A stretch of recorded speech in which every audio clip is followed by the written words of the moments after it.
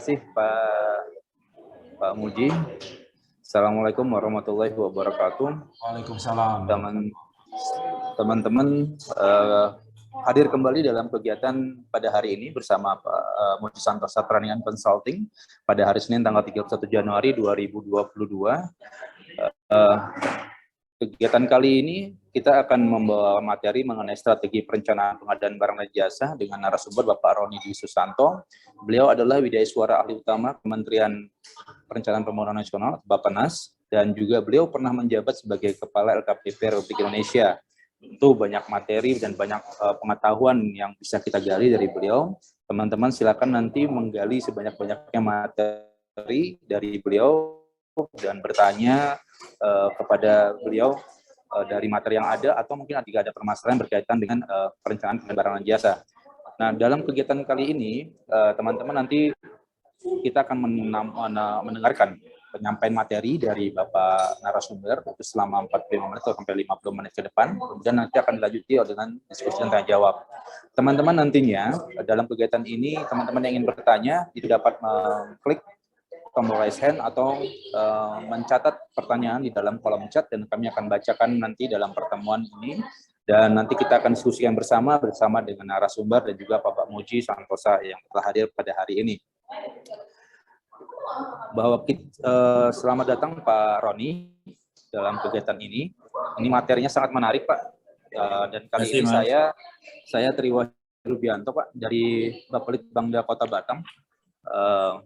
Kali ini diminta oleh Bapak Muji Santosa untuk memoderatori kegiatan pada siang hari ini.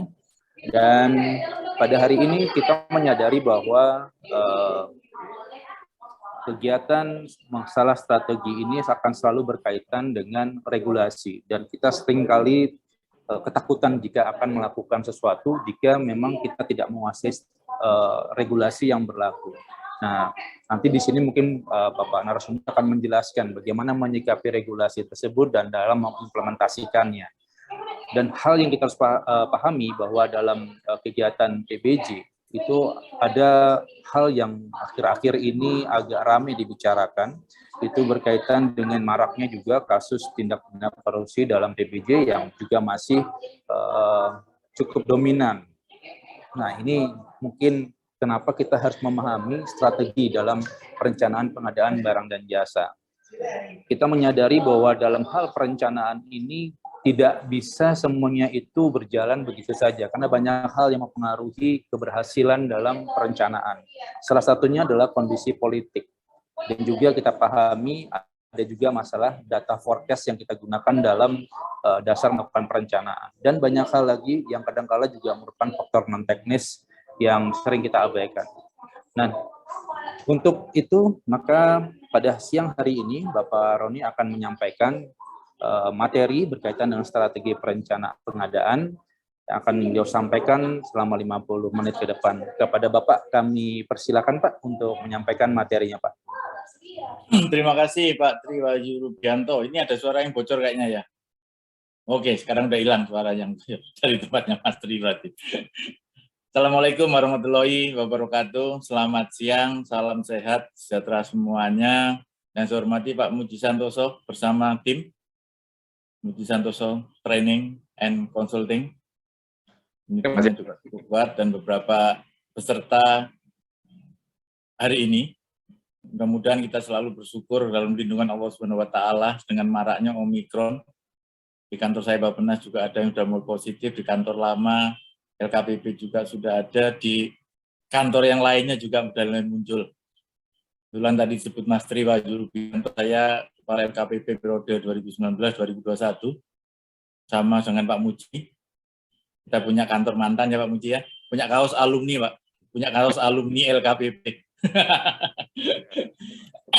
Mudah-mudahan acara hari ini bisa berkah dan selalu membawa kita ke arah yang lebih baik.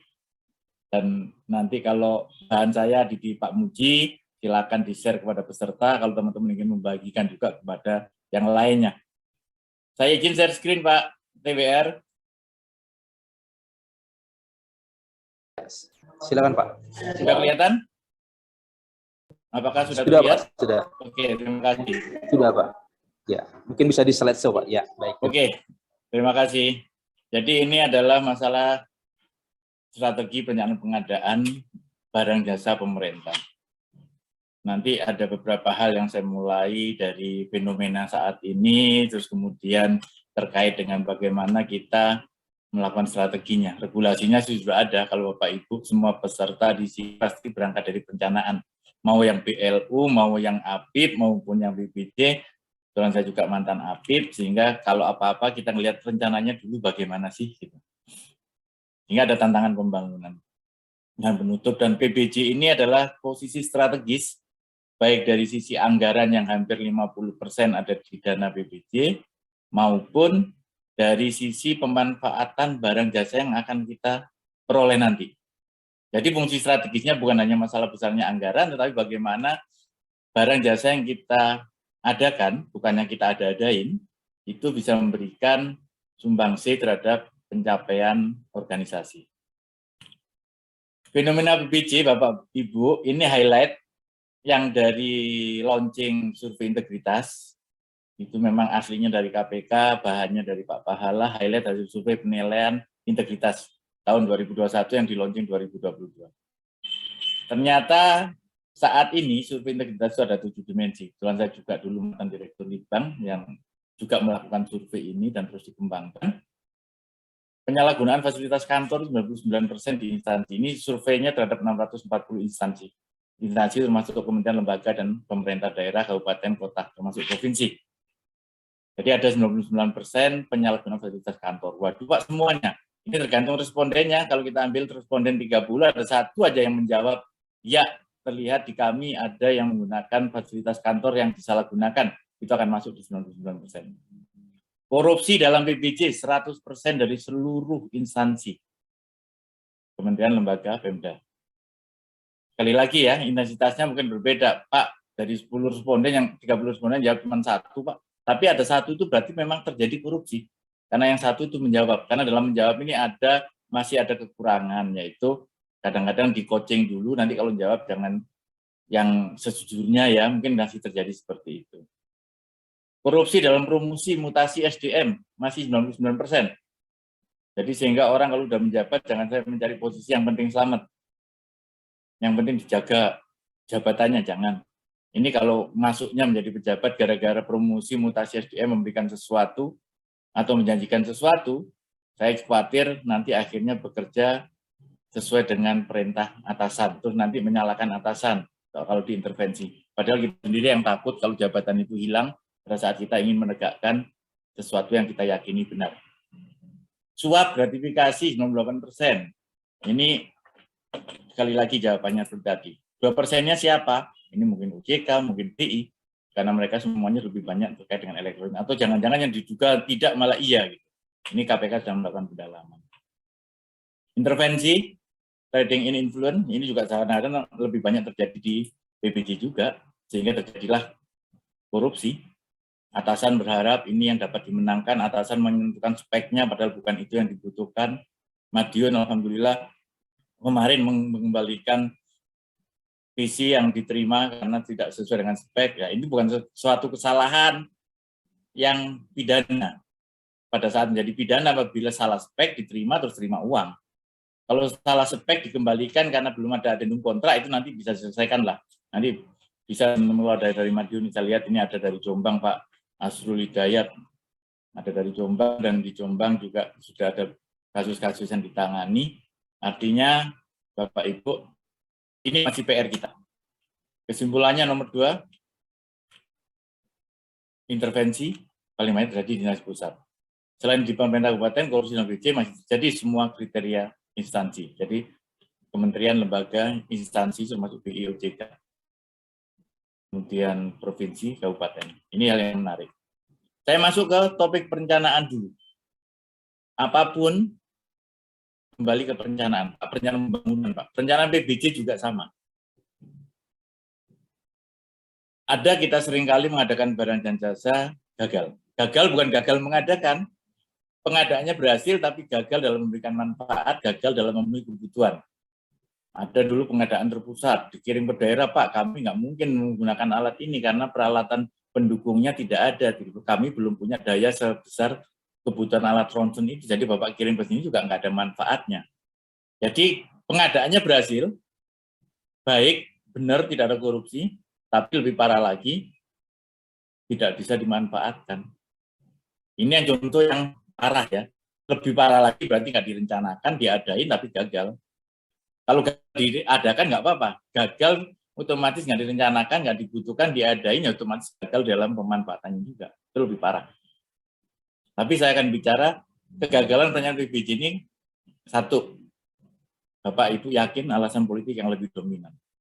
Kalau Bapak Ibu ada di APIP, ada di teman-teman BPJ, kita nggak bicara rumahnya Bapak Ibu di provinsi, kementerian, lembaga yang seperti pertanian, tapi ada alasan politik, misalkan menterinya politikus, didapat tekanan harus mengadakan alat ini, padahal tidak itu yang dibutuhkan, itu salah satu penyebab kegagalan.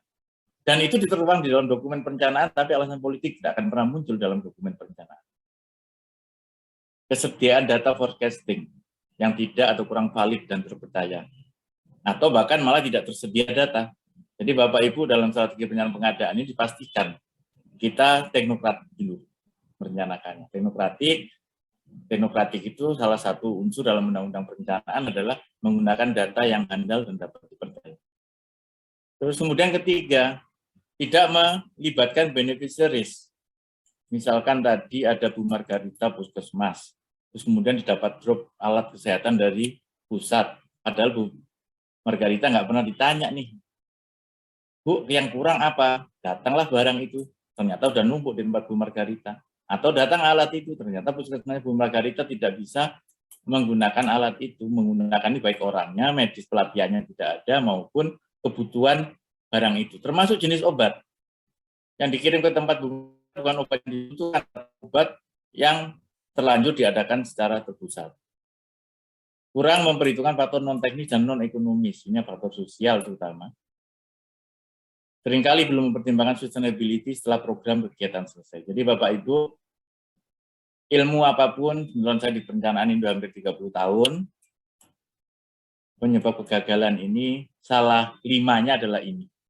Mungkin Bapak Ibu silakan bisa menambahkan yang lainnya, tapi alasan politik, ketersediaan data, tidak melibatkan beneficiaries, kurang memperhitungkan faktor non-teknis dan ekonomis, seringkali belum mempertimbangkan sustainability setelah program kegiatan selesai. Dan jangan lupa asumsi saya di sini, Bapak Ibu yang akan merencanakan adalah sudah punya kompetensi.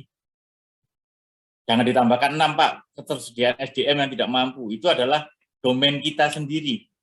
Kegagalan ini disebabkan oleh ketersediaan di luar kemampuan kita. Jadi jangan ditambahkan 6 SDM yang tidak kompeten. Loh, itu ya kalau gitu ya jangan merencanakan. Jangankan alasan 1, 2, 3, 4, 5. Alasan itu jadi alasan nomor 1 pasti gagal perencanaan. Ini saya kira Bapak Ibu sangat paham bagaimana perencanaan di daerah hampir sama dengan di pusat, ini tender dini, sehingga Bapak Ibu kenapa diminta saat ini perencanaan untuk 2023 aja sudah mulai disusun Pak Muji sekarang, 2022 aja masih banyak revisi DPA, SKPD maupun DIPA-nya, tapi memang sistem perencanaan kita untuk penganggaran harusnya midterm expenditure frame, berjangka 3 tahunan, tetapi prakteknya masih kayak zaman dulu lah, tahunan. Padahal Bappenas juga mengharapkan selalu yang dibahas tiap tahun itu harusnya yang new inisiatif. Yang sudah rutin nggak perlu dibahas lagi, tapi semuanya dibahas hingga kita waktu teman-teman di bencana maupun yang di Monet. Ini prosesnya Juli, Agustus, September, Bapak Ibu sudah diminta bulan Agustus, September sudah memulai melakukan persiapan, yang lakukan iteratif terus, persiapan dengan penyedia, Oktober, November, sudah mulai ada yang mengumumkan tender, sudah mulai kalau yang belanja langsung itu bukan katalog ya tidak bisa Bapak Ibu di sini, tapi persiapan pemilihannya katalog juga Bapak Ibu sudah mulai, penunjukan langsung juga bisa mulai di dokumen pemilihan. Desember sudah mulai pemilihan penyedia, boleh berkontrak nggak Pak? Belum boleh Bapak Ibu, tapi boleh mengumumkan siapa yang akan berkontrak, tanda tangan kontraknya nanti setelah diterbitkannya dokumen anggaran, dokumen isian pelaksanaan anggaran DIPA. Jadi ini saya kira paham semua, dan tidak semua proses pengadaan barang dan jasa pada saat Bapak Ibu merencanakan dilakukan tender dini. Tidak harus. Tapi kalau konstruksi 12 bulan Bapak Ibu harus tender dini. Tapi kalau Bapak Ibu pengadaan obat butuhnya September, jangan diadakan di bulan November tahun sebelumnya. Adakan saja nanti kalau itu harus tender, ya adakan aja di bulan-bulan Mei ini masih kejar September. Tapi kalau Bapak Ibu adakan terus kontrak, kecuali Bapak Ibu bisa mengikat harga. Saya tender Pak, Januari sudah dapat pemenang untuk ngadain obat bulan September, bagus. Tapi di situ klausul kontraknya jangan sampai Ibu harus membiayai mereka menyimpan obat itu selama 8 bulan. Padahal obat itu selalu stok. Jadi kondisional sekali. Teman-teman API baru melihat kenapa ini butuhnya September udah kontrak sekarang, kan jadi mahal biaya penyimpanannya. Tidak harus begitu, tapi bisa begitu. Karena jangan sampai nanti kalah rebutan Pak kalau nggak dikontrak sekarang. Jadi justifikasi profesional harus selalu muncul kenapa kita melakukan kegiatan di luar kelaziman. Dan itu butuhnya di mana? Di perencanaan. Permasalahannya sekarang di identifikasi kebutuhan Bapak Ibu. Jadi strategi ini sangat terkait dengan masalah perencanaan. Ini kalau level 1 dapat bahan ini. Tapi yang contohnya ini ada beberapa hal yang saya tambahkan. Kelemahan, kesalahan penyataan tata kelola, tidak didasarkan pada perencanaan atau kajian, ketidakjelasan kebutuhan atau ini keinginan. Kadang-kadang, Pak, saya inginnya ini. Butuh itu enggak? Ya enggak Pak, pokoknya pengen saja. Ini kayak rumah tangga aja, padahal kita ini ngelola negara, uang rakyat. Jadi antara kebutuhan dan keinginan betul-betul dipisahkan.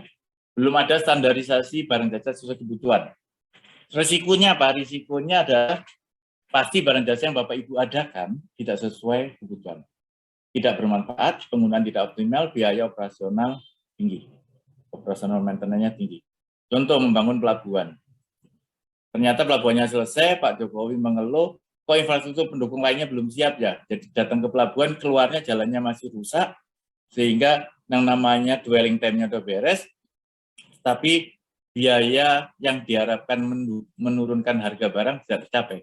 Oh, ternyata jalannya belum selesai, Pak. Setelah keluar dari pelabuhan, jalannya masih kecil, terus ternyata belum bisa, kalau di R3 di Rio itu udah ada rencana jalan tol, tapi masuk ke jalan tolnya masih kecil juga. Jadi kita membayangkan membangun sesuatu itu harus ada keterkaitan dengan yang lainnya. Membangun pasar, saya sudah dari zaman Bappenas dulu di Deputi Monef, dan saya dibesarkan di monitoring.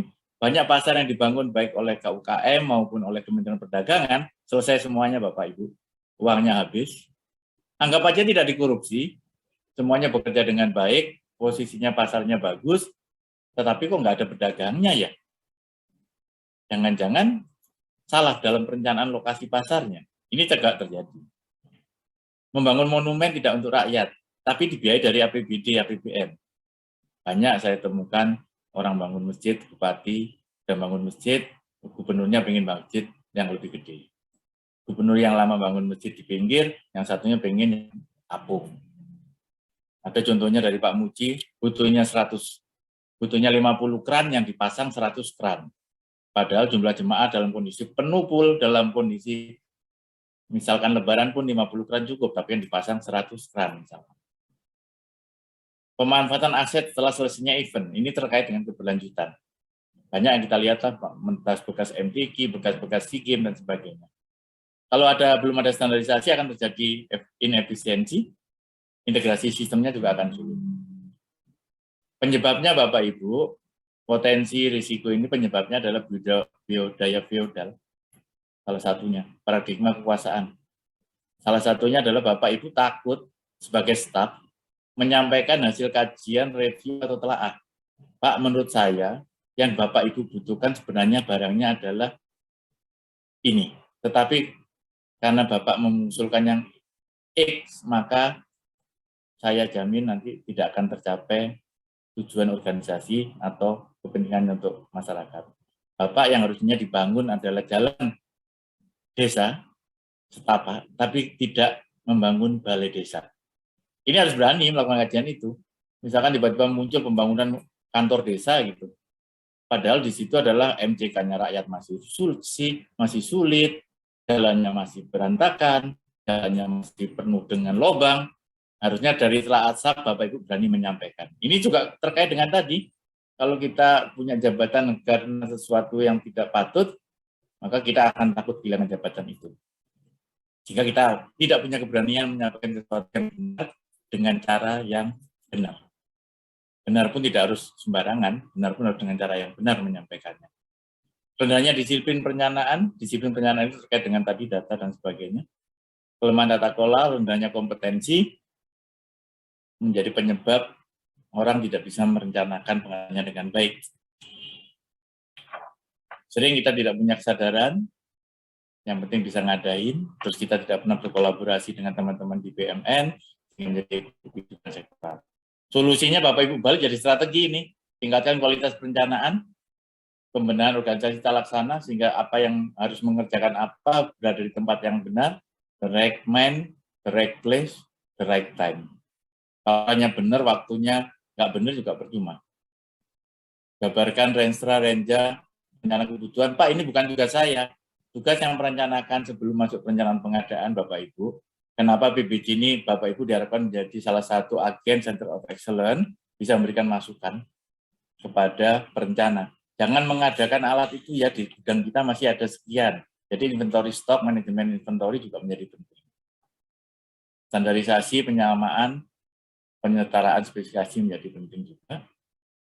Jadi kapasitas perencanaan harus ditingkatkan.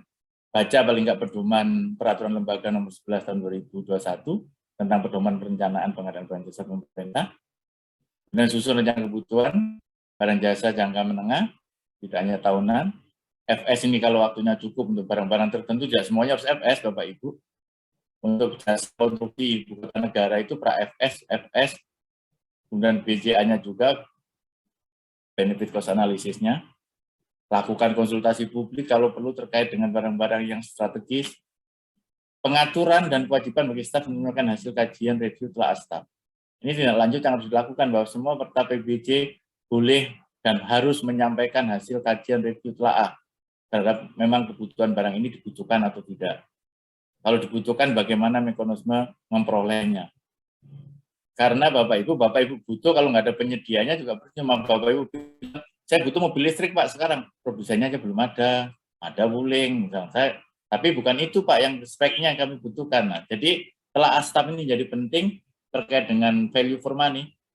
Value for money itu kan paling enggak Bapak Ibu tahu kualitasnya harus benar, kuantitasnya sesuai dengan yang dibutuhkan, lokasinya di mana akan diadakan barang jasa itu, terus kemudian waktunya kapan dibutuhkan, harga bukan yang terendah tapi harga yang wajar untuk mengadakan barang jasa itu, dan terakhir penyediaannya harus benar. Kalau nggak ada penyediaannya ya nggak mungkin barang itu akan tersedia. Jadi pastikan value for money-nya dapat selain tujuan pengadaan barang jasa yang lainnya. Kemudian di penetapan barang jasa, pastikan Bapak Ibu menyusun strategi, Bapak Ibu tahu ada inventory. Kalau tidak dengan inventory, Bapak Ibu akan terjadi pemborosan. Bedakan jenis barang jasa, ada jasa konstruksi, jasa lainnya. Itu saya tahu Bapak Ibu punya keahlian juga, dibikin tidak jelas, atau semakin jelas semakin bagus Pak. Kalau kejelasan malah seolah-olah rigid, malah tidak ada ruang gerak, malah seolah-olah Bapak Ibu udah punya pengantin siapa nanti akan menyediakan barang jasa ini. Tapi kalau speknya satu sistem ya Bapak Ibu tenang aja, ya memang harus itu yang disebut mereknya, tidak ada masalah. Masalah pemaketan juga, meminta paket mudah-mudahan sudah tidak lazim lagi ya Bapak Ibu, tapi masih banyak yang harusnya dipecah malah nggak dipecah, yang harusnya dipecah malah diterusin. Tidak optimal, tidak ekonomis. Ini nanti silakan terus Bapak Ibu pelajari, kalau ada masukan-masukan silakan melalui Pak Muji, melalui saya, kalau ada hal-hal yang sudah tidak valid lagi, sehingga Bapak Ibu dalam strateginya itu adalah ditindaklanjut ini. Bapak Ibu pastikan integrasi sistem antara BUMN dengan kebutuhan saat ini. Pengelompokan barang, kalau Bapak Ibu dirayakin revisi POK-nya, kalau memang terjadi kesalahan, konsultasi, BIMTEK. Kalau ada jenis-jenis barang yang aneh dan tidak sesuai dengan standar, lakukan survei pasar, jangan tidak ada pasar, atau memang sudah ada dan barangnya itu dibutuhkan oleh pengguna. Karena yang mengadakan kadang-kadang yang tidak menggunakan, yang menggunakan yang tidak mengusulkan. Jadi kan mekanisme di kita, ada orang yang mengusulkan bukannya menggunakan, sehingga penggunanya kadang-kadang hanya menerima barang yang diadakan oleh PBJ.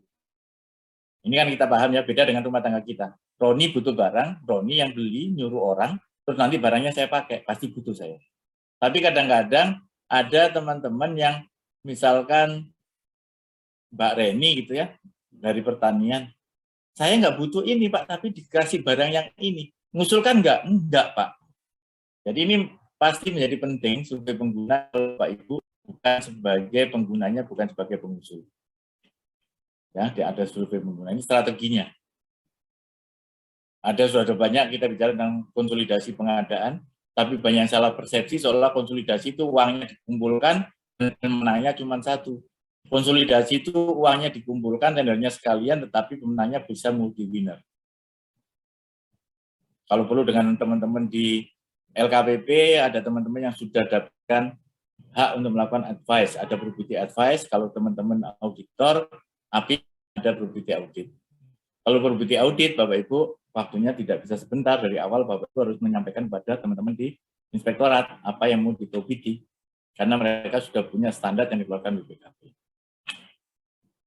Pembinaan pelaku usaha menjadi penting, integritas jelas, masyarakat juga harus diedukasi sehingga Bapak Ibu tidak sedikit-sedikit baru mau ngadain Pak, udah dipanggil kepolisian, kejaksaan gara-gara ada masyarakat yang melapor. Terus nanti Bapak tanya masyarakat yang mana, gitu kan? Jadi ini hal-hal yang nanti bisa membantu Bapak dalam strategi perencanaan tindak lanjutnya. Cara pengadaannya keliru, cara memilih harusnya dilakukan dengan belanja langsung saja. Bapak Ibu pengennya biar kelihatan bersih, ya kami tender Pak. Harusnya penunjukan langsung, Bapak Ibu maunya dengan tender juga, padahal ini satu kesatuan sistem atau paket. Jadwal juga demikian, jangan sampai mengadakan konstruksi tanahnya belum siap. Sehingga Bapak Ibu tender konstruksi tapi tanahnya belum ada, ini kan nggak mungkin biasanya. Nggak mungkin kami melakukan itu Bapak Ibu, ini terjadi di lapangan. Sudah barang tanahnya sudah ada aja, belum konstruksi karena belum diserah terimakan, masih banyak terjadi. Sehingga ada kalau di pinjaman luar negeri itu namanya readiness filter kriteria. Kalau kerjaan konstruksi dipastikan tanahnya sudah bebas dan penguasaan ada di pemilik proyek. Sehingga pada saat proyek dapat kontrak, kontraktornya diserah terimakan untuk melakukan pembangunan di lokasi yang sudah ditetapkan. Waktu dulu tahun jamak seolah-olah harapannya hanya tahun 2022-2023 karena waktunya lama ngerjain. Sekarang kan Bapak Ibu sudah paham kondisi PBJ kita. Kalau Bapak Ibu membutuhkannya barang itu bulan Oktober baru selesai nanti Februari, itu pun boleh tahun jamak. Kalau Bapak Ibu cepetin April sampai dengan Oktober malah salah. Jadi tahun jamak bukan berarti waktunya lebih dari 12 bulan, tapi dari sifat dari barang jasa yang mau kita adakan. Walaupun memang perlu persetujuan bersama dengan pembahasan RAPBD di DPRD. Kalau di kementerian lembaga cukup pada Kementerian Keuangan. Jadwal tidak realistik, harus segera, maka harus ada komitmen pemahaman yang sama dengan siapa sih kita. Kalau dengan DPR, ya DPR-nya kita jelaskan. Musim ini menjadi penting di kita. Kenapa saya ingatkan jadwal ini tidak menentukan musim. Kalau misalkan pengadaan bibit dibutuhkannya bulan April ditanam, ya jangan diadain bulan April. Kita hanya sebelum bulan April. Takutnya meleset sampai bulan Mei, Juni gitu ya, Juli udah nggak bisa tanam lagi, percuma barangnya sudah datang tapi nggak bisa ditanam. Ini menjadi penting. Koordinasi juga selalu kalimat yang penting. Kalau saya, koordinasi mudah diucapkan Bapak Ibu, tapi itu masalah core-nya bisa, tapi urusan nasi biasanya sendiri-sendiri. Sehingga koordinasi ini kenapa gampang diucapkan tapi sulit, karena ada unsur nasinya di sana. Saya yakin bisa kalau kita niatin dengan baik, kita punya time frame yang clear untuk semua satu program pekerjaan. Jadi paket-paket pengadaan itu menjadi penting, menjadi satu kesatuan. Bangun lahan pertanian waktu itu untuk saya sampaikan kepada teman-teman di pertanian, misalkan kita bikin untuk food estate, pastikan irigasinya dengan sawahnya sama, pastikan waktunya untuk membangun gudang dari teman-teman Kementerian Perdagangan untuk penyimpanan stoknya, pastikan bangun RMU-nya juga disesuaikan waktunya. Jangan sampai RMU-nya sudah ditentukan akan segera dibangun, tapi cetak sawahnya baru dicetak, irigasinya baru dijalankan, nah, petaninya juga belum ada, tapi bangunan RMU-nya sudah ada. Ini hal yang mungkin terjadi saat ini, mudah-mudahan tidak terjadi lagi ke depan. Ini di Perlem 11 Bapak Ibu, nanti silakan dibaca lagi identifikasi kebutuhan itu sesuai dengan rencana kerja, jangan-jangan rencana kerjanya yang salah, Bapak Ibu boleh mengusulkan untuk revisi DIPA-nya.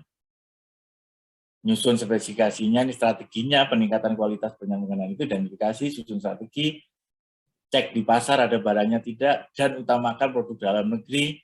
Kalau TKDN-nya 40% wajib dibeli, Bapak Ibu sebagai pejabat pengadaan, yang di dalam PP 29 tentang pemberdayaan perindustrian, yang akan diberikan sanksi itu Bapak Ibu sebagai pejabat pengadaan.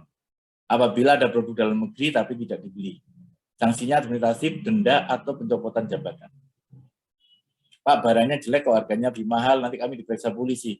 Mudah-mudahan sudah ada kesepahaman yang sama, bahwa produk dalam negeri walaupun mahal, tetapi tidak gila-gilaan mahalnya 5 kali lipat, apalagi kualitasnya lebih jelek, apalagi yang menyangkut kesehatan, keamanan, ya Bapak Ibu, silakan beli barang impor.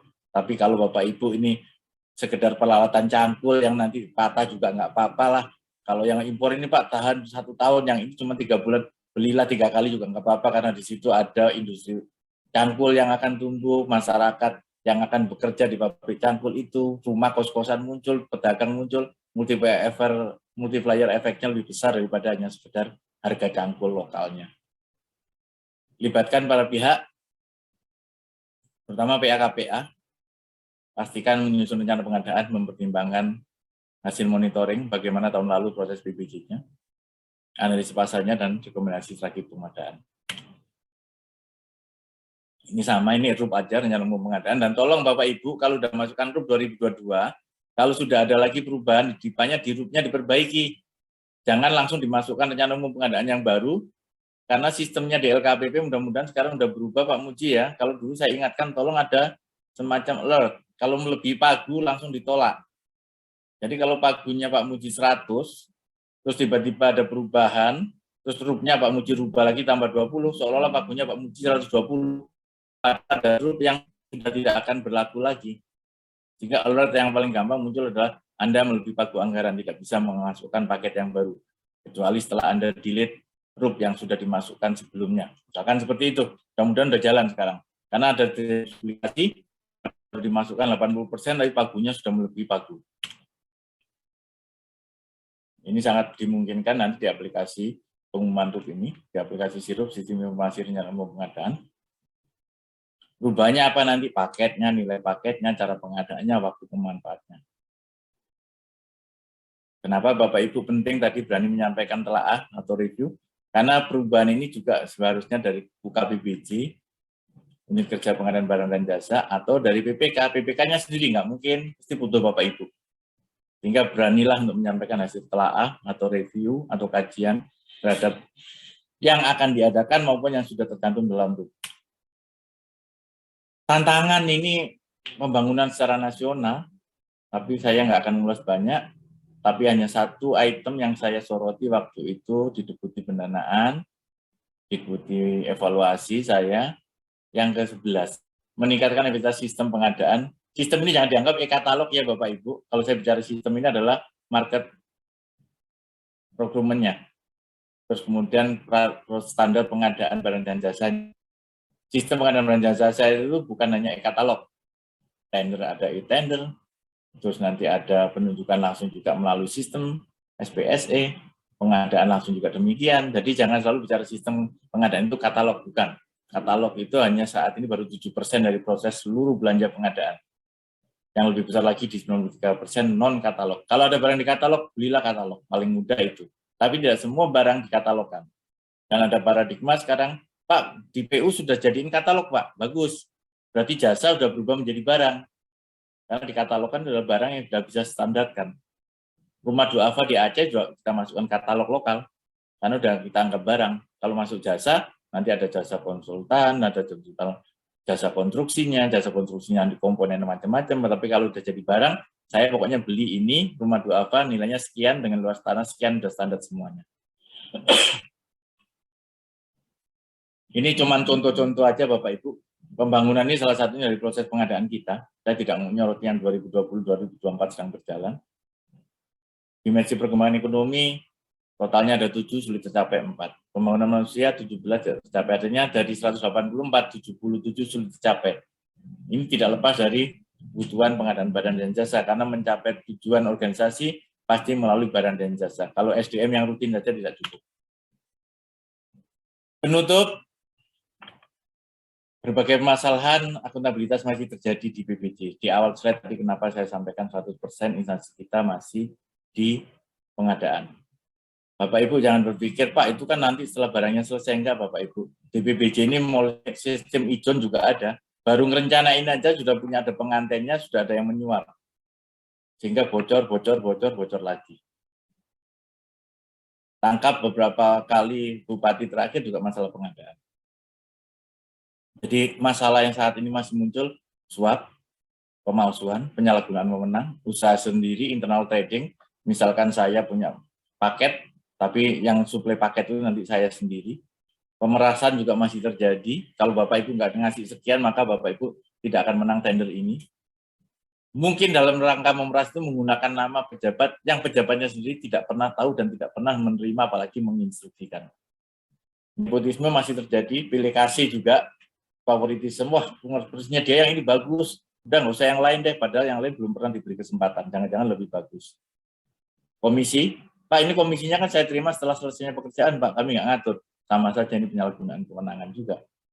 Sumbangan ilegal, ini bisa macam-macam bentuknya, anak sakit tiba-tiba minta sumbangan, terus ada kita bangun masjid, sumbangannya tidak dipakaikan, itu baik atas nama pribadi bangun masjid. Problematikanya pasar tidak terbuka, ini kolusi vertikal, PA, KPA, panitia, PBJ, Pak jarang loh Pak PBJ ini panitianya hanya menjadi korban. Bapak Ibu, pada saat Bapak menjadi korban, tapi Bapak Ibu menerima, Bapak adalah bagian yang turut serta di situ.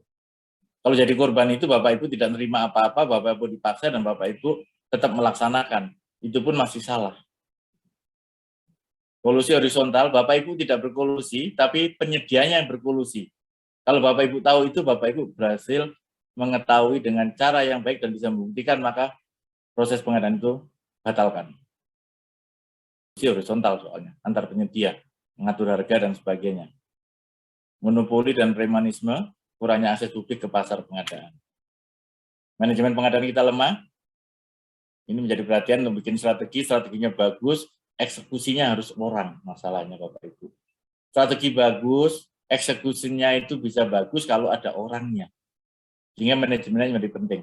SDM orang penting, penghargaan terhadap SDM yang gajinya kecil, resikonya besar, selalu keluhan kita di PWJ, Pak kami Pokja, gajinya kecil tapi resikonya besar Pak, jadi gampang diiming-imingin, sehingga perlu integritas yang kuat. Niatnya harus saja niat pengabdian, bukan niat alhamdulillah jadi panitia bisa dapat tambahan dari penyedia. Jangan. Kalau Bapak Ibu pernah berpikir itu, ingat sajalah, nggak usah mikir negara, bangsa, pemerintah, provinsi, nggak usah mikir keluarga saja cukup menurut saya.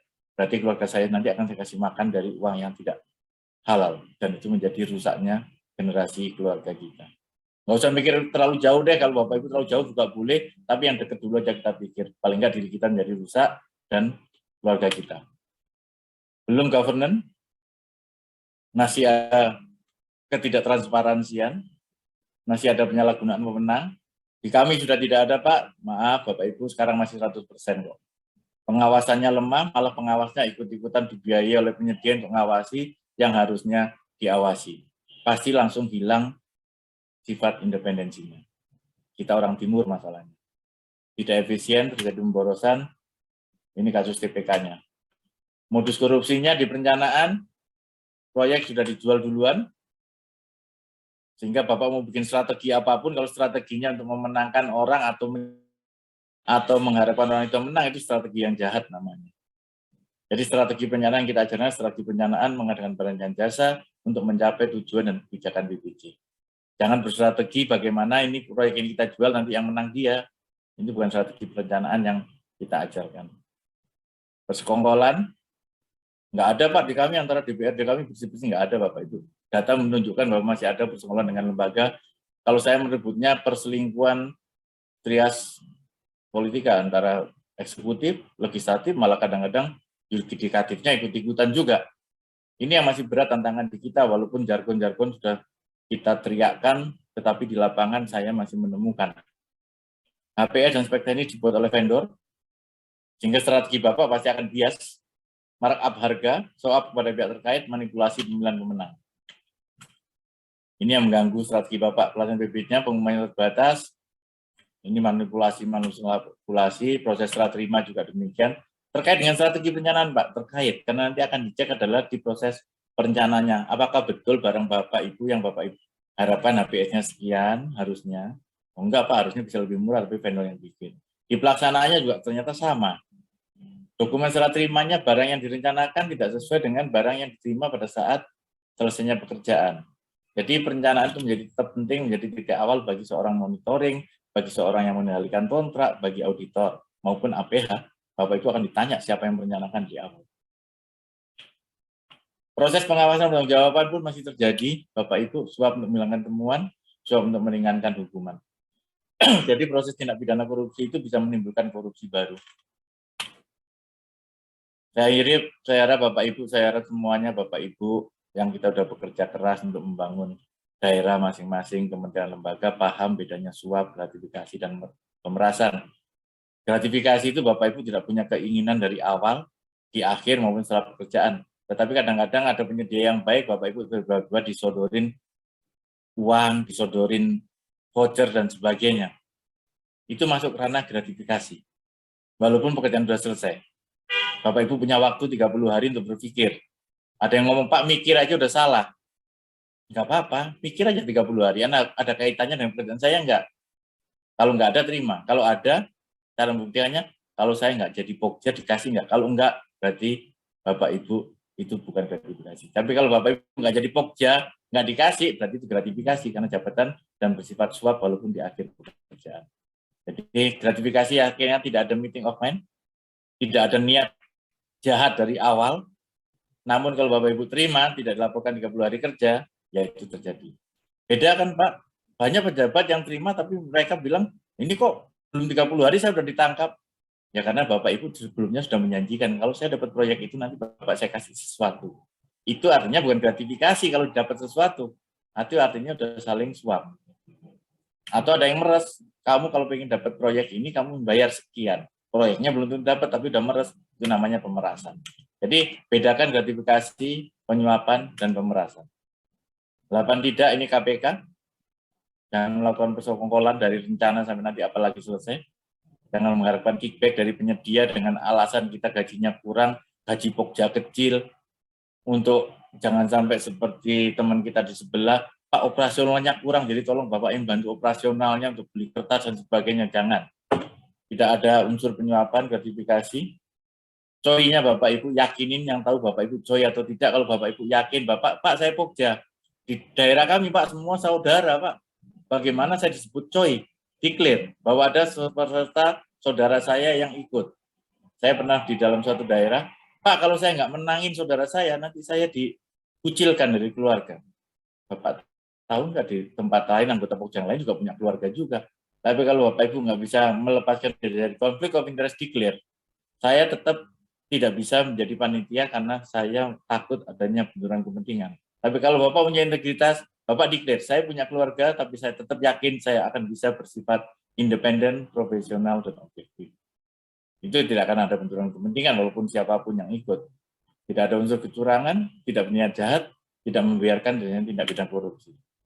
Ini KPK akan mengembangkan e-marketplace bersama LKPP tentunya. E-payment sampai sekarang masih harapan kami bisa segera terwujud. Belinya sudah pakai e-purchasing, tapi bayarnya masih pakai berkas-berkas yang dikirim ke KPPN. PBJ, barang jasa bermanfaat, pengguna jasa harus menggunakan sumber daya yang efisien, para pelaksananya harus memiliki kompetensi yang dibutuhkan, jangan hanya karena disukai oleh atasan dan bisa menjalankan perintah atasan, maka Bapak Ibu dijadikan alat untuk mengeksekusi suatu hal yang dari awal sudah kita yakini bahwa itu salah. Jangan pernah mau melakukan itu. Para pelaksana harus mematuhi peraturannya berlaku. Ini contoh-contoh Bapak Ibu harus independen, optimalisasi WBS-nya Bapak Ibu harus ada unit yang mengelola itu. Strategi perencanaan Bapak menjadi penting karena seluruh Bapak bisa diakses semua orang tanpa password dari manapun selama mereka punya jaringan atau akses internet untuk masuk dan tahu alamat, tinggal klik sirup.lkpp.go.id akan tahu paket-paket yang ada di kementerian, lembaga, dan pemerintah daerah.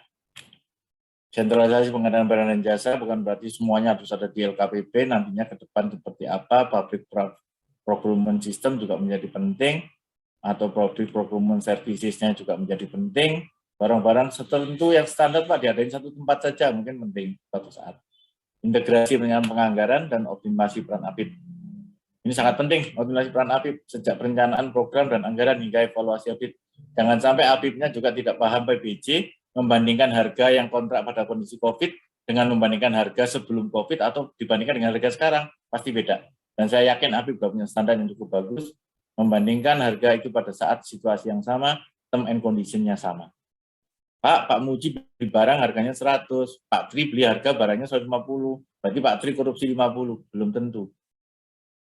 Jangan-jangan Pak Muji beli 100 itu, belinya di waktu yang sama memang, tapi Pak Muji belinya 1000 box, harganya dapat diskon, bayar cash.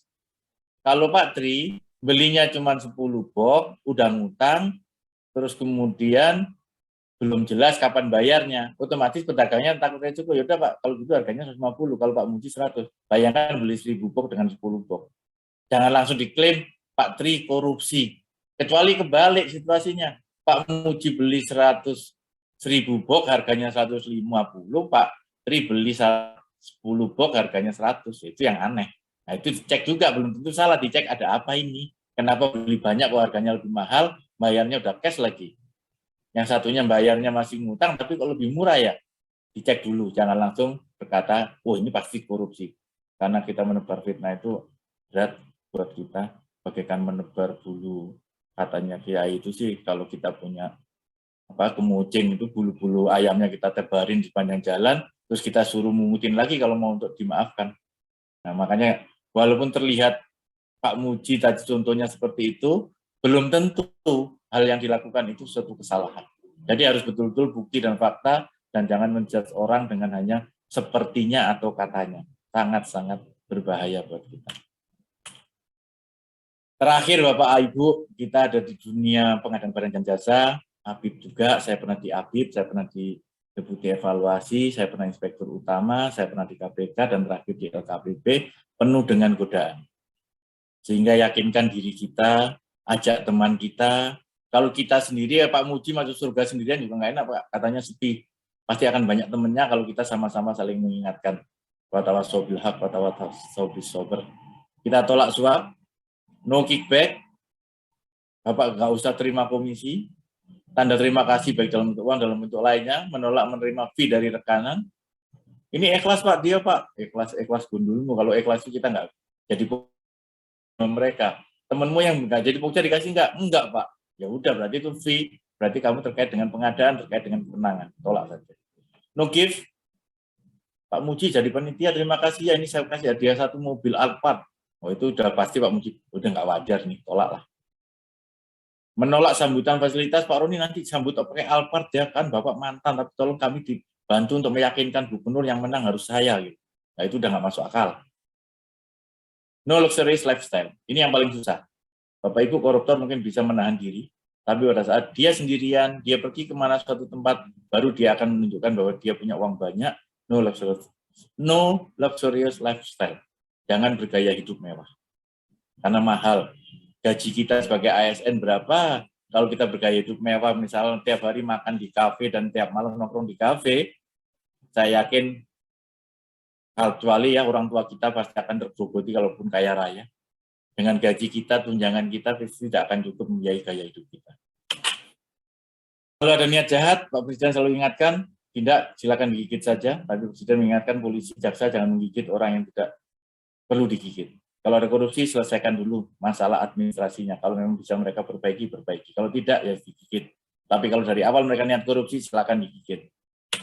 Yakinkan Bapak Ibu berbuat yang benar, karena keyakinan Bapak Ibu itu tidak dipengaruhi oleh orang lain. Ini saya contoh yang terakhir. Satu keluarga Bapak Ibu punya domba, punya keledai, dinaiki dua-duanya, dibilang 2 orang ini, mereka tidak berbudi kehewanan. Hewan kecil ditumpangin berdua. Akhirnya turunlah istrinya. Akhirnya dibilang, oh bapak ini nggak gentle, masa istrinya suruh jalan. Turunlah bapaknya, naiklah istrinya. Dibilang oleh orang ini juga. Nah, bosnya di rumah sebenarnya siapa? Salah juga kan? Dua-duanya jalan juga salah. goblok amat ya, punya keledai aja nggak dinaikin. Buat apa punya keledai? Yakinlah Bapak Ibu, apapun yang kita lakukan selama benar, kita pernah mendengarkan orang mengkritik kita terima, saran kita terima. Tetapi pada saat kita yakin benar kritik itu hanya untuk mengganggu jalan kebenaran kita, ya sudah tinggalkan saja kritik itu dan teruslah berjalan dan yakinin kebenaran itu. Terima kasih. Wassalamualaikum warahmatullahi wabarakatuh. Mohon maaf kalau ada hal-hal yang kurang berkenan. Saya akhiri Mas Tri, pas 50 menit, saya kembalikan. Wassalamualaikum warahmatullahi wabarakatuh. Waalaikumsalam warahmatullahi wabarakatuh. Terima kasih Pak Roni dengan materinya yang sangat menarik. Ini memang perencanaan ini memang kunci awal untuk mencapai keberhasilan. Bahkan dalam hal sakit, perencanaan itu sendiri memegang bobot sampai dengan 30%. Sebelumnya saya mohon maaf kalau di belakang ada suara-suara yang kurang nyaman ya, jadi agak sedikit mengganggu sedikit. Memang dalam materi, ya Pak, siapa? Jadi dalam materi kali ini perencanaan ini memang banyak hal yang memang kita hadapi. Apa yang disampaikan tadi oleh narasumber memang luar biasa, itulah yang kita hadapi. Terutama dalam perencanaan Pak, ini kebetulan juga kami di bidang perencanaan yang menyusun perencanaan daerah, dan memang sangat sulit jika kita berhadapan dengan masalah politik. Nah ini dia. Terutama dalam hal pokir DPRD ya Pak ya. Nah dalam pokir DPRD ini bukan tidak hanya mengusulkan, tetapi juga ingin melaksanakan, menentukan penyedia. Dan saya yakin mungkin ini dihadapi oleh teman-teman pelaku pengadaan lainnya di seluruh Indonesia. Saya yakin itu, karena juga para teman-teman yang lainnya yang di gedung sebelah kadangkala masih tidak sepakat dengan adanya tindakan PPK dalam hal melakukan konsolidasi, Pak. Nah kan kurang bisa diterima konsolidasi pengadaan itu pada akhirnya. Nah ini yang mungkin juga menjadi tantangan bagi PPK dalam melaksanakan tugasnya.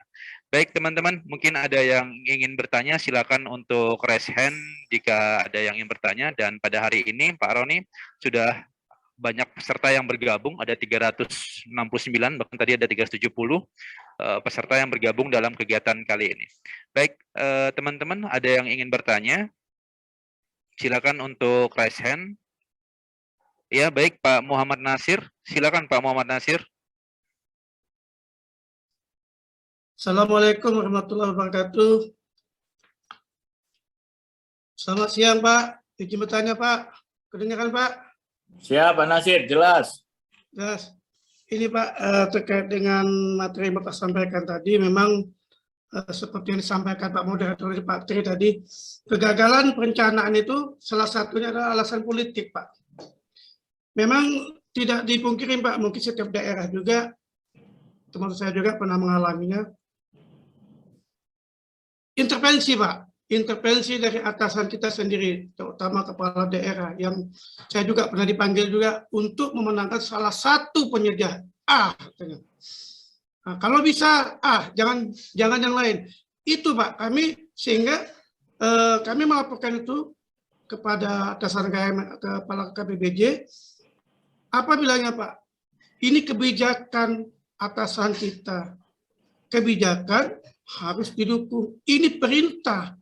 Nah, kalau kita kerjakan, Pak, jadi solusinya kemarin kami terpaksa kebijakan tetap kita dukung, tapi sesuai dengan aturan, Pak. Nah, tetapi, Pak, akibatnya kita dibilang Pokja paling keras, paling pelik, paling susah, sehingga ada. Ini kan kalau paket kan kekuasaannya kan kepala KPBJ nih untuk membagi paket si A, paket ini.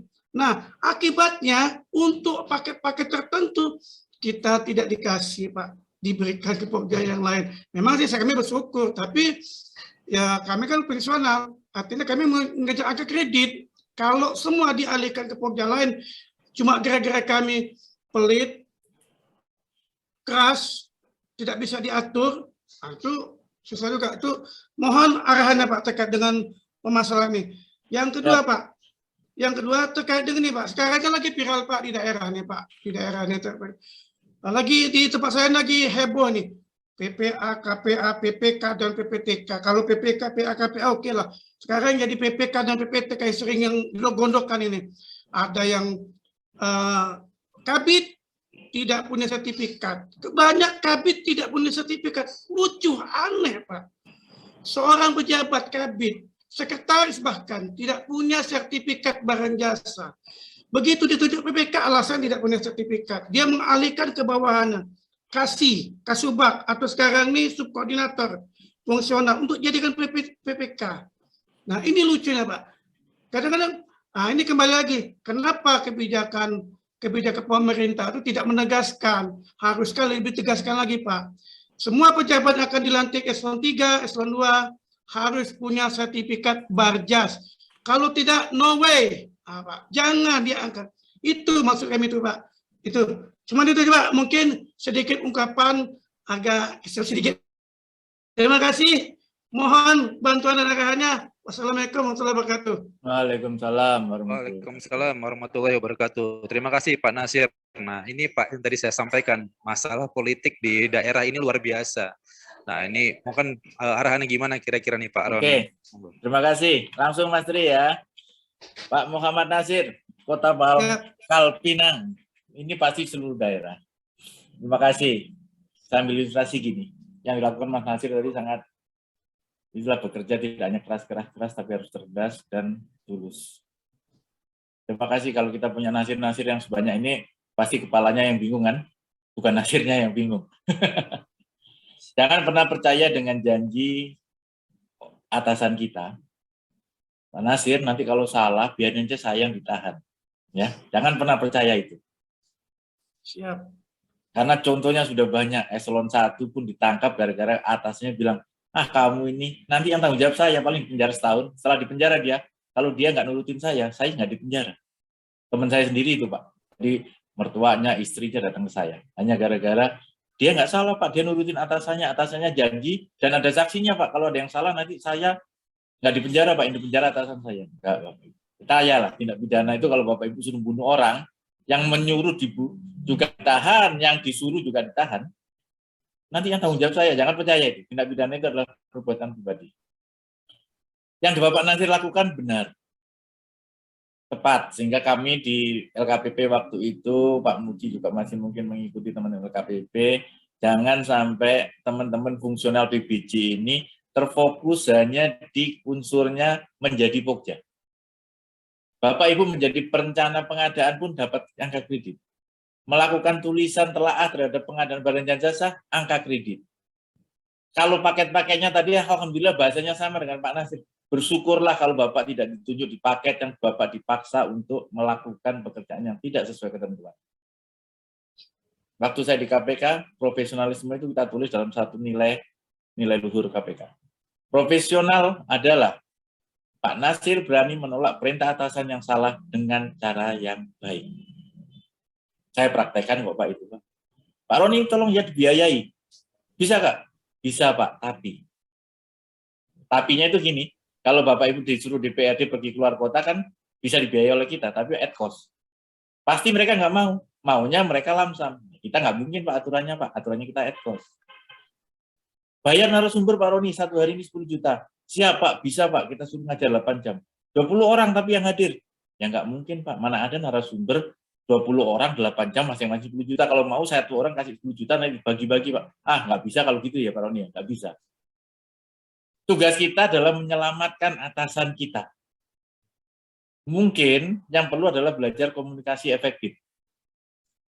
Sudah kita berkomunikasi dengan baik, dengan santun, dengan sopan, tetap dipaksa, tinggalkan atasan yang seperti itu. Loyalitas kita ada 3, ke atas, ke bawah, ke teman. Tapi loyalitas itu akan kita buang jauh-jauh pada saat kehormatan kita diinjak. Nasir, tolong ya kamu menangkan ini. Nanti kamu saya kasih uang sebanyak ini juga kalau kita menang. Kita bagi-bagi, kamu yang dapat lah. 50-50, kamu 30, saya 70. Masa ada yang gitu Pak? 50-50 tapi 30-70. Jadi, itu udah mengganggu kehormatan.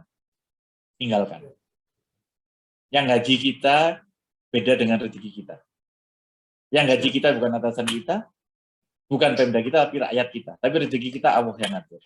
Jadi gaji itu bagian dari rezeki, enggak. Rezeki kita sama-sama jualan bakso, rezekinya aja beda. Jadi yakini rezeki yang kita terima itu datangnya dari Allah, bukan dari mereka. Dan jangan takut mengatakan yang benar. Dan saya betul, Pokja itu independen. Tapi jangan sampai salah komunikasi, Pak Nasir. Misalkan gini, Pak Tri jadi atasannya. Pak Nasir, bagaimana hasilnya? Sudah keluar belum? Yang perusahaan A itu menang nggak? Jawabannya, Pak Nasir, maaf Pak, ini rahasia, Bapak nggak boleh tahu. Itu akan sangat menyinggung Pak Tri. Tapi kalau Pak Nasir bilangnya, siap Pak, sedang berproses. Nanti Pak, segera kami umumkan Pak. Nanti kalau diumumkan, Bapak saya kasih tahu duluan. Jangan sebelum diumumkan kasih tahu. Jadi cara komunikasi efektif itu menjadi penting. Jadi jangan karena kita menjadi pokja terus memang dianggap pelit. Enggak Pak, ini untuk amannya Bapak. Kalau Bapak nanti enggak kita menangkan perusahaan Bapak, syaratnya ini bisa dipenuhi enggak Pak ya? Karena syaratnya ini kita umumkan semua orang Pak. Nanti masih banyak tuh yang nyangga Mas. Sekelas BUMN aja masih nyangga ke pokja, tapi nyangganya kenapa Pak Tri yang menang bukan Mas Nasir? Ya kalau itu saya sebagai panitia pokja pasti enggak saya tanggapin itu. Kalau nyangga itu harusnya kenapa evaluasinya punya saya yang ini tidak dinilai? Kenapa evaluasinya tidak sesuai dengan unbising? Kalau nyangga kenapa Pak Muji yang menang terus nilainya sama saya beda 10 miliar? Harusnya saya yang menang karena lebih murah. Nggak akan dijawab itu. Kalau dijawab tapi pasti nggak akan diterima sangganya. Yang kedua, PA, PPK, pejabat pembuat komitmen itu Mas ya, PPK itu bukan penikmat ya. Terus dia nggak mau jadi PPK tapi mau jadi penikmat komitmen biasanya. Coba yang jadi PPK kamu aja pembuat komitmennya, saya penikmatnya gitu ya. Di beberapa pemerintahan, di DKI saya tahu, semua pegawai negeri wajib bersertifikat untuk kenaikan pangkat, untuk menduduki jabatan tertentu. Tapi ada beberapa daerah yang tidak mewajibkan. Jadi bagaimana girohnya kepala daerah? Kalau yang nggak mau ngambil sertifikat ya silakan, tapi diwajibkan. Sehingga nanti kamu nggak akan dapat kesempatan untuk menduduki jabatan tertentu atau naik jabatan. Sehingga DKI itu walaupun 5.000 orang, kenapa mereka ada yang sampai 14 kali ikut ujian sertifikat? Lepas dari orang-orang yang, Pak kalau bersertifikat nanti jadi pokja. Kami takut Pak kalau jadi pokja, mendingan nggak lulus saja. Kan masih ada yang begitu juga. Nanti repot Pak, mendingan jadi temannya Pak Nasir Pak. Pak Nasir yang jadi pokja, nanti saya jadi temannya Pak. Nanti tolong jadi Pak Nasir minta, pada Pak Nasir nggak minta apa-apa. Tapi saya temennya Pak. Nah, ini yang sering terjadi Pak Nasir. Jadi di dalam aturannya sudah diatur untuk PPK. Memang kalau ada menjadi pejabat boleh tidak bersertifikat, tetapi tidak boleh karena itu dia takut resikonya, terus dia melemparkan kepada anak buah yang punya sertifikat. Iya. Ini kalau mau jadi pejabat, saya alhamdulillah menduduki pimpinan tinggi utama di ASN itu kan udah paling tinggi itu. Kalau tidak mau menanggung resiko, kalau tidak mau memberikan perubahan, leaders itu leader to change, harus berani melakukan perubahan. Tidak hanya untuk duduk manis, dihormati di sana sini. Kalau tidak berani melakukan itu, ya jangan jadi pejabat. Tapi banyak orang yang ingin jadi pejabat sehingga rela mengeluarkan uang, sehingga muncullah tadi untuk duduk di SDM atau jabatan tertentu masih banyak yang mau menyuap. Nah, ini mau jadi apa negara kita kalau kita mengharapkan orang-orang seperti itu duduk? Teman-teman DPR tidak semuanya jelek. Mereka punya aspirasi, namanya apa ya? Itu namanya pokok-pokok pikiran. Yang kadang-kadang realita di lapangan. Itu bagus. Sehingga harusnya ada ruang memang buat kepala daerah untuk memberikan alokasi yang DAK itu sebenarnya ruangnya untuk itu, Pak. Di daerah-daerah tertentu dapil yang butuh anggaran tertentu yang tidak tercapture oleh teman-teman di eksekutif, dicek saja. Oh ya benar. Tapi sama sekali tidak ada niat korupsi. Banyak kok anggota DPR yang baik-baik seperti itu. Tapi yang kurang baik mungkin lebih banyak. Itu yang masalahnya. Kejahatan itu bukan karena dia benar, tapi banyak orang baik yang tidak berani melawan kejahatan. Dan tidak bisa diserahkan kepada orang-orang sendirian. Saya kira itu. Jadi saya setuju dengan pikiran Pak Nasir. Nanti harapannya seluruh kepala daerah itu paham kalau ada pokja-pokja itu tidak hanya pokja ya, perizinan segala. Itu menjadi penting karena enggak korupsi APBD tapi korupsi perizinan sama aja. Harapan saya kepala daerah itu ada semacam orientasi kalau atau enggak salah namanya induksi. Seminggu aja dikenalkan tentang sistem pemerintahan, proses pengadaan yang 50% dari anggaran APBD, bagaimana mengawal itu, dan dia tetap punya ruang kok untuk bukan untuk korupsi, punya ruang untuk membangun bersama-sama DPRD, niatnya kan itu wakil rakyat memajukan daerahnya. Terima kasih, Pak Nasir, Pak Tri, monggo. Terima kasih, Pak. Baik, terima kasih Pak Roni. Jadi dalam melaksanakan kegiatan PBJ ini memang bisa dikatakan salah satunya adalah seni ya Pak ya. Nah, ini seni ini menghadapi intervensi dan lain sebagainya. Tapi juga ada Pak saat ini yang jadi permasalahan juga. Mungkin sambil menunggu nih teman-teman yang ingin bertanya, mungkin saya izin untuk bertanya dulu Pak. Kebetulan saya di Kota Batam merupakan daerah perbatasan Pak. Daerah perbatasan ini dengan fasilitas free trade zone terbesar di Indonesia, yaitu bisa dikatakan menyeluruh begitu, free trade zone-nya tidak enclave begitu. Sehingga bisa dikatakan harga barang yang masuk di Kota Batam ini bisa dikatakan lebih murah impor dibandingkan barang-barang yang dari dalam negeri sendiri.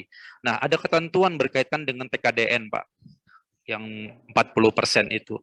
Sehingga ada keraguan dari teman-teman PPK maupun juga pejabat pengadaan untuk memproses pengadaan, khususnya untuk misalnya adalah contoh pengadaan laptop. Di Kota Batam ini dengan spesifikasi yang sama di Jakarta, harganya lebih murah, Pak, dibandingkan kita membeli melalui e-katalog atau melalui Jakarta, atau kita tanpa kita mempertimbangkan TKDN-nya. Nah, saat ini dengan ada ketentuan TKDN itu, teman-teman PPK yang ada di tempat kami ini menjadi ragu, Pak. Nah, ini ragu dalam hal pemaketan, ragu untuk memproses pengadaan, sehingga tahun lalu ada paket pengadaan yang ditunda pelaksanaannya hanya berkaitan dengan TKDN ini. Nah, jadi ini kira-kira menyiasatinya bagaimana Pak dalam hal merencanakan pengadaan ini? Itu Pak. Oke, langsung Pak Tri ya, Bapak Ibu. Kondisi Pak Tri ini sama dengan waktu saya ada acara di Bintan.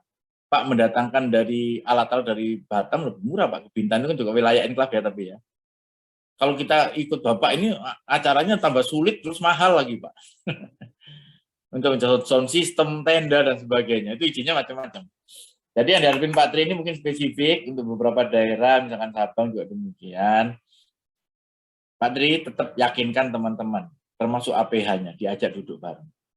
Misalkan gini, laptop harganya 25 juta, kalau impor. Harganya 25 juta. Kalau tender kan ada preferensi harga, 25%. Tapi kalau wajib dibeli, yang katalog wajib dibeli, 40%. Misalkan harga laptop 25 juta. Ini yang impor. Terus harga yang kita harus beli di Jakarta katalog itu harganya 28 juta.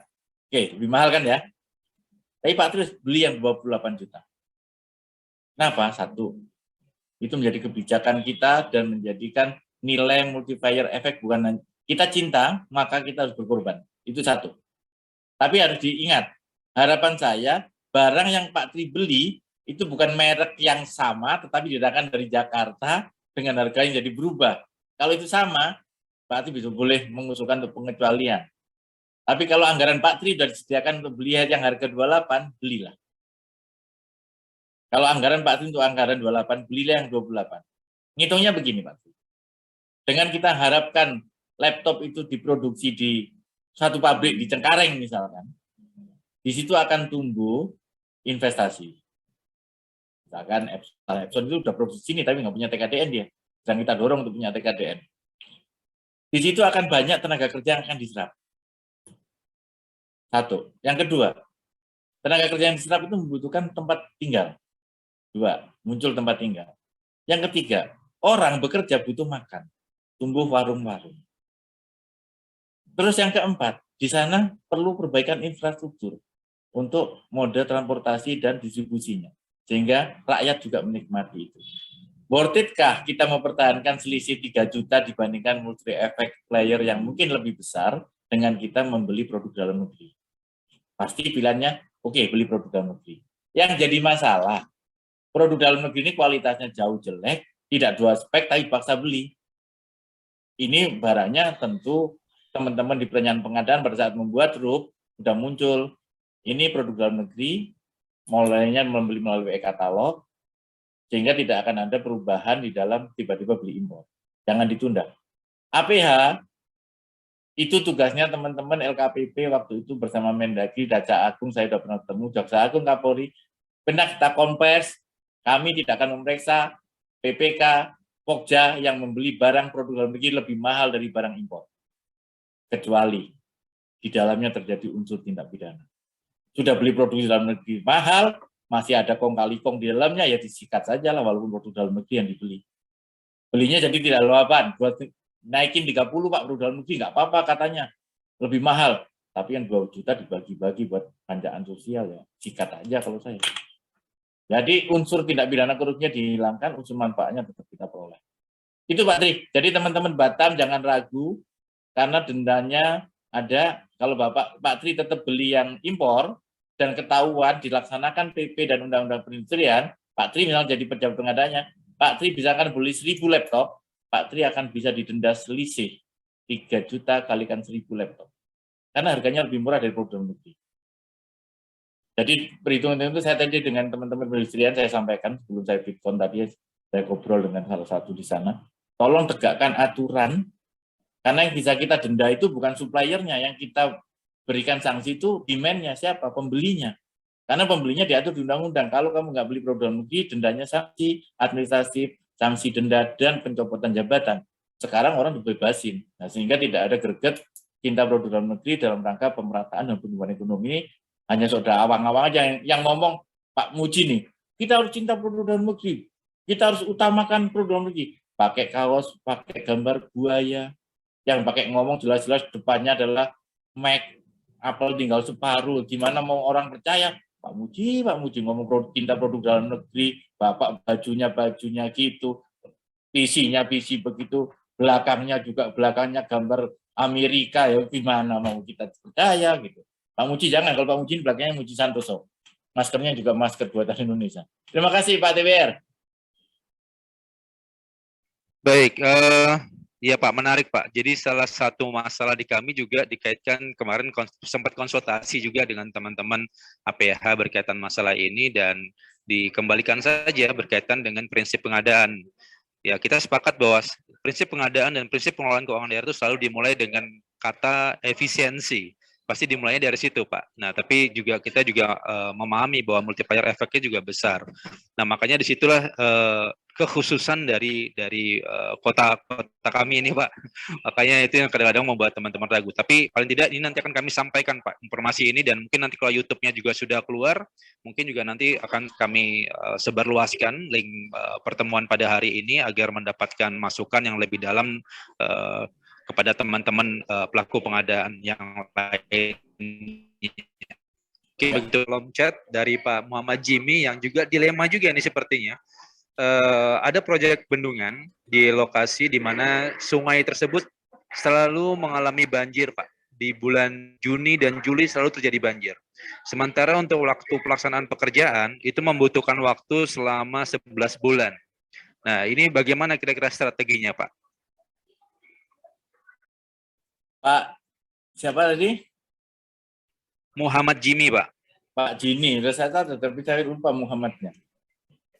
Bapak, urusan begini serahkan kepada ahlinya.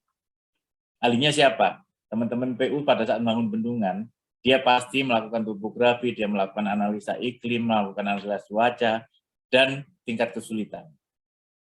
Kalau kita nunggu bulan Juni-Juli, nanti 11 bulan nggak dilewati, mulai bangunlah bulan Agustus sampai dengan bulan Maret, selesai. Ya kan? Pak, tapi Juni-Juli Pak nggak bisa, ini harus tahun ini. Ya multi years kontrak itu kan bisa mulai dengan bulan Agustus sampai bulan tahun berikutnya. Walaupun pekerjaannya tidak lebih dari 12 bulan, karena menyiasati ini. Pak, tapi ada teknologi yang nanti kami kerja di Juni-Juli pun masih ada banjir, kami masih bisa tetap kerja, Pak. Ya monggo, biayanya tapi lebih mahal. Artinya Pak Tri, teman-teman, pada saat menemukan kesulitan teknis dalam rangka pelaksanaan pekerjaannya, konsultasikan kepada pihak yang ahli. Saya bukan ahlinya ahli. Kalau Bapak Ibu tanya ke Pak Muji konstruksi saya pakainya beton atau baja ya? Ya nggak ngerti Pak Muji. Pak, pengadaan baja sama betonnya bagaimana baiknya? Tanya Pak Muji tahu. Tapi kalau nanya, Pak Roni, konstruksi ini bagusnya pakai cakar ayam atau pakai cerucuk atau apa Pak? Lah yang ngerti lokasi sana ya orang PU lah, tanya orang PU, jangan nanya saya. Tapi proses pengadaannya perlu yang seperti apa, setelah dapat spesifikasi teknisnya, baru kita bisa ngobrol ketemu. Sama dengan Bapak Ibu minta pendampingan Jaksa Agung, Kejaksaan untuk pembangunan jembatan misalkan, pembangunan bendungan. Ngerti apa dia tentang bendungan? Mungkin hanya spanduk aja, proyek ini dalam pengawasan Jaksa Agung, pengawalan, biar polisi nggak masuk maksudnya kan. Nah, tapi maksud saya Bapak Ibu, Pak Jimmy, kalau masalah teknis, konsultasikan dulu ke teknisnya. Kalau prinsip pengadaan, banyak sekali nanti mekanisme Bapak mau kontrak model lamsam, mau kontrak satuan, kontrak harga gabungan, kontrak turnkey, bangun bendungan, terus nanti serahkan ke Bapak Ibu dibayar duluan kayak Twin Tower-nya Makassar, monggo. Tetapi pastikan teknisnya selesai. Sehingga teman-teman Pokja, itu kalau saya waktu di Dinas PUPR-nya Surabaya, Pak Roni, kami kesel dengan Pokja. Mereka nggak tahu tentang bangunan, tapi mereka bisa mengetuk Bapak Ibu yang salah. Yang menyusun verifikasi teknis itu bukan Pokja. Pokja dapatnya dari KAK. KAK itu dibuat oleh siapa? PPK. PPK pada saat menyusun itu pakailah ahli teknik. Tapi kalau nggak percaya sama Pokja, PPK, PA boleh menunjuk tenaga ahli yang paham untuk mendampingi Pokja pada saat melakukan evaluasi. Jangan Pokjanya, itu nggak ada Pokja yang ahli teknik, Pak, tapi mereka sok tahu. Ya enggak, spesifikasinya bukan dia yang bikin dokumen pemilihannya. Jadi sama dengan Pak Jimmy tadi, yang tahu bagaimana membangunnya, walaupun ada banjir, jangan sampai pada saat banjir malah nggak jadi bangun. Pak, nggak selesai membangun banjir. Bangun banjir. Teknik membangunannya saya kira saat ini sudah sangat maju. Kalau nggak bisa dilewatin Juni-Julinya pakai yang tadi, kalau bisa Juni-Juli tetap bangun mungkin ruang bagian tertentu, bisa ada pengalian sungainya, udah macam-macam Pak Tri. Saya yakin teman-teman teknis paham, nanti konsultasikan, kita juga punya pendamping ahli kontrak, kita punya probity advice, sehingga mudah-mudahan niat baik kita bangun bendungan yang sungainya banjir di bulan Juni-Juli secara keilmuan teknik itu pasti bisa diatasi. Terima kasih, Pak Tri. Baik, terima kasih Pak Roni. Kita masih punya waktu 5 menit sebelum nanti kita minta pendapat juga nanti mungkin dari Pak Moji. Ada satu lagi Pak peserta yang resen, itu Ibu Dian Ervanita dari Kabupaten Bintan. Silakan Ibu Dian di-unmute dan sampaikan pertanyaannya. Assalamualaikum warahmatullahi wabarakatuh. Terima kasih Pak Tri, terima kasih Pak Roni. Saya masih terkait dengan masalah yang disampaikan Pak Tri, Pak. Kebetulan kita juga tetanggaan Pak Tri, jadi memang barang yang kami bisa beli di Batam, misal saya ada rencana pengadaan tahun ini, pengadaan mesin dengan harga, kalau beli di Batam cuma 6 juta Pak. Dan saya sudah mencari di beberapa supplier di Indonesia, seperti Surabaya, Malang ya, yang banyak memang supplier mesin, itu kalau sampai di Bintan dengan ongkos kirim jadi 18 juta Pak. Jadi dari mulai yang tadinya dibeli di Batam bisa 6 sampai 9 juta kalau naik kapasitas, ada beberapa ukuran ya, itu selisihnya tadi hampir 2 kali lipat. Setelah itu juga karena ini handmade, ya ketika saya minta juga teman-teman yang misalnya dari UMKM punya SNI juga nggak punya. TKDN-nya juga bisa dihitung nggak? Ada beberapa perusahaan di Jogja, oke Mbak TKDN 40, tapi yang lain nggak paham Bu TKDN apa gitu ya. Lalu terkait SNI ini apakah juga bisa terkait bahan bakunya gitu loh Pak? Karena apabila mereka nggak punya SNI dari mesin yang mereka produksi, apakah memang TKDN itu bisa SNI dari bahan-bahan pembentuk mesin itu yang bisa kita hitung, boleh nggak Pak kira-kira? Dan mohon masukan, bagaimana apakah saya harus memilih Batam dengan 9 juta tadi atau ke Surabaya tapi 18 juta? Mohon info Pak, karena tidak satu barang Pak, 50 unit yang harus dibeli. Terima kasih Bapak. Terima kasih Mbak Dian, yang di Batam itu dari impor? Iya Pak. Oke, makasih ya. 6 juta apa 9 juta? Unmute dulu. Di-unmute, Mbak Dian, di-unmute. 6 juta tadi Pak, contohnya 6 juta ya? tadi 6 Pak. Juta. Ya. 6 juta, 18 juta. Jadi gini Mbak Dian, jadi di awal pasti beda barang. Speknya pasti beda antara yang diimpor dengan barang yang ada di Jawa, di Surabaya, di Jogja tadi. Satu itu. Coba jelaskan deh, barangnya apa sih? Itu ada beberapa jenis, tapi yang ada di Batam tadi itu mixer, dough mixer gitu loh Pak. Seperti mixer pembuat adonan kerupuk gitu misalnya. Kerupuk ya, untuk UMKM ya? Ya. Oke. Dilema memang pada saat kita bicara, ini harus SNI. Kalau UMKM kenapa sih harus di SNI? Kan dulu mereka ya malah kita bantu ber-SNI, ber-TKDN. Jangan mereka yang justru ngurus TKDN, kalau mereka di bawah 25% ngurus TKDN-nya aja 10 juta, sampai 15 juta. Udah jelas-jelas diproduksi dalam negeri, jelas ber-TKDN kan, tinggal mereka tidak declare berapa TKDN-nya. Karena mau bikin TKDN, Pak, kami nggak punya uang. Satu itu. SNI, ini nanti kita tanya perindustrian, Standar Nasional Indonesia itu, perlukah barang-barang itu ber-SNI terkait dengan keselamatan dan sebagainya. Helm harus ber-SNI karena keselamatan. Mixer mungkin terkait dengan penggunaan watt listrik atau berbahaya, harus ber-SNI tidak. Budian yang menentukan barang yang ibu beli harus ber-SNI atau tidak. Kalau ibu mau beli helm harus ber-SNI, karena itu ada aturan undang-undangnya. Apakah ada undang-undang permasakan pakai mixer harus ber-SNI? Mungkin yang untuk masalah food grade atau enggak, Pak? Terkait Kalau stainless, masalah, ada yang ya, gitu-gitu. stainless harus ber-SNI. Ibu harus menggunakan SNI. Untuk digunakan di pemerintah SNI misalkan. SNI. Jadi itu terkait kepada spesifikasi lagi. Tentang harga tadi. Suatu saat mungkin harus mulai dibicarakan, saya belum sempat waktu itu membicarakan daerah khusus seperti Papua. Papua itu punya kekhususan. Batam, kawasan khusus, itu harusnya punya kekhususan. Yang tadi saya contohkan di Bintan, Mbak Dian, waktu saya punya acara di Bintan, Pak, kita beli barang-barang untuk persiapan ini lebih mahal, Pak. Padahal kalau kita datangin dari Batam, pasti lebih murah. Jawaban Pak Menko, ya memang aturannya sih yang membuat kita harus membawa dari selain Batam, padahal kalau kita ke Batam dapat separuhnya, Pak. Masalahnya kan sekarang kapan kita harus berani dengan MOU, saya bikin MOU dengan Pak Edi Irawadi pada saat dia jadi Kepala Otorita Batam. Ada MOU yang kita bikin. Jadi untuk Batam, Bintan dimungkinkan, mungkin suatu saat komunikasi dengan Pak Menko, kita itu lebih efisien, efektif untuk melayani rakyat, bukan melihat dari harga barangnya ya. Dengan harga yang efisien saya dapat 100, Pak, kalau saya beli barang dari yang katalog juga nggak ada, nyari sendiri, Pak. Itu barangnya cuma 50. Kalau saya bisa Bapak izinkan beli di Batam, saya dapat 150 dan UMKM yang tumbuh lebih banyak, Pak. Itu untuk orang Batam, Pak. Jadi memang masih dilema, tapi kalau saya sarankan tergantung Mbak Dian sekarang. Speknya Mbak Dian seperti apa, alokasi anggaran Mbak Dian berapa. Jangan sampai Mbak Dian memang dialokasikan 18, tapi kalau alokasi Mbak Dian cuma 9, untuk 50, 540, anggap aja satu tempat ya, 540. Jangan dikurangin jadi sepertiganya karena harga sepertiga. Karena sasaran kita adalah manfaat untuk rakyat, bukan harganya. Kembali ke prinsip pengadaan.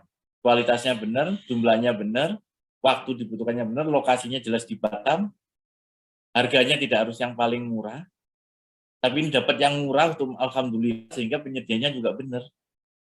Satu prinsipnya, jangan takut untuk melakukan sesuatu nantinya takut itu kalau kotak korupsi.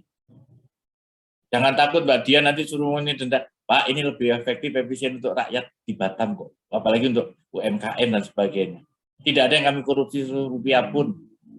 Jangan sampai harganya 9 dinaikin 15, masih lebih murah Pak dari 18, itu jadi penyakit. Saya yakin Mbak Dian memang itu dilema, pastikan di katalognya barangnya nggak ada, kalau barang nggak ada, ya silakan. Bapak Ibu UMKM sekarang saatnya adalah 15 miliar. Tapi jangan lupa, ada kalimat berikutnya. Apabila UMKM itu mempunyai kemampuan teknis. Kalau tidak, jangan di RUP-nya ditulis, ini untuk usaha kecil, usaha mikro kecil. Kalau itu Bapak Ibu tulis, Bapak harus ngerubah. Karena Bapak Ibu misalnya Mbak Dian mau beli sepeda motor, nggak akan ada itu usaha kecil yang nyediain. Yang nyediain pasti usaha menengah besar.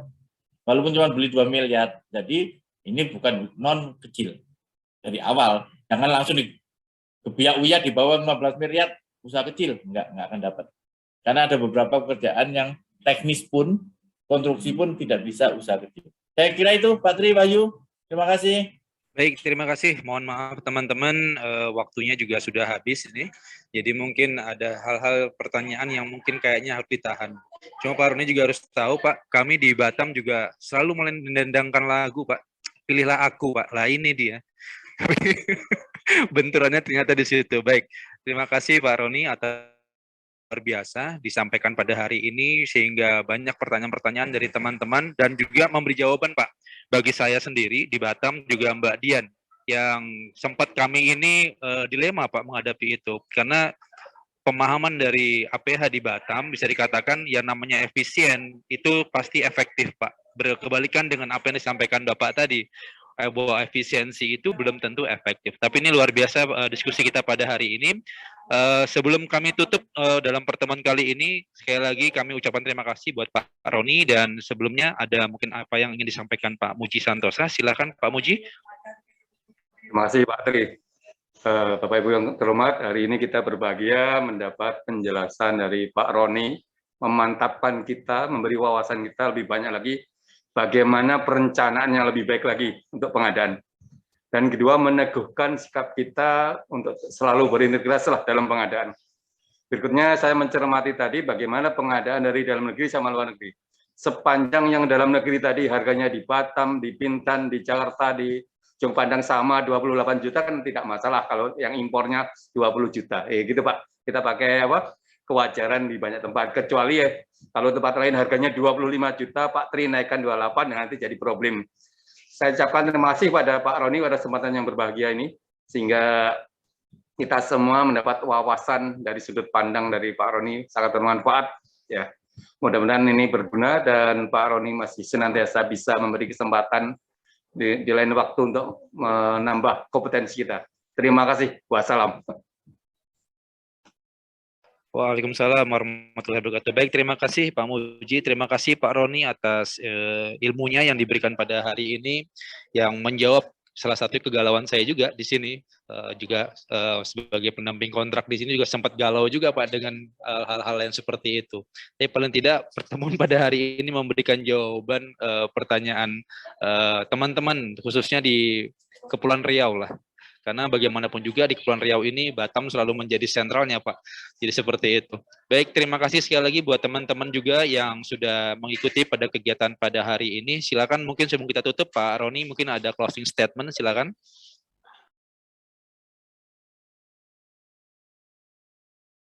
Terima kasih Pak Tri, Pak Muji. Mudah-mudahan selalu sehat semuanya Bapak Ibu. Menjadi bagian dari PBJ itu kan tidak hanya menjadi Pokja. Kita harus menjadi bagian untuk membangun masing-masing wilayah kita, dan yakin saya bahwa ini adalah tugas yang amanah dan mulia, karena gaji Bapak Ibu tidak akan cukup dengan resiko yang akan Bapak Ibu jalankan. Sehingga disinilah nilai pengorbanan kita, insya Allah Gusti Allah yang akan melengkapi. Kalau dianggap gajinya 10 juta kurang, harusnya kayak 230, yang 20 juta insya Allah nanti Tuhan yang memenuhi dengan caranya Gusti Allah. Tetap jaga integritas, karena integritas itu nomor 1, nomor 2 profesionalisme, kompetensi. Nomor 1 rusak, nomor 2 dan 3 tidak ada gunanya. Sepintar-pintar apapun, sekompeten apapun, seprofesional apapun, pada saat integritasnya rusak, hancur semuanya. Saya kira itu, jadi beban berat kita menjadi bagian dari pahala kita nantinya ke depan. Insya Allah memang tidak dibayar sekarang. Assalamualaikum warahmatullahi wabarakatuh. Waalaikumsalam warahmatullahi wabarakatuh. Terima kasih Pak Roni atas ilmunya pada hari ini, dan juga teman-teman atas kehadirannya dalam kegiatan workshop pada hari ini. Dan secara resmi ya, mungkin Pak Muji izin kami langsung tutup pertemuan pada hari ini. Mungkin akan dilanjutkan dengan obrolan. Silakan. Kami akhiri wabillahi taufiq wal hidayah. Wassalamualaikum warahmatullahi wabarakatuh.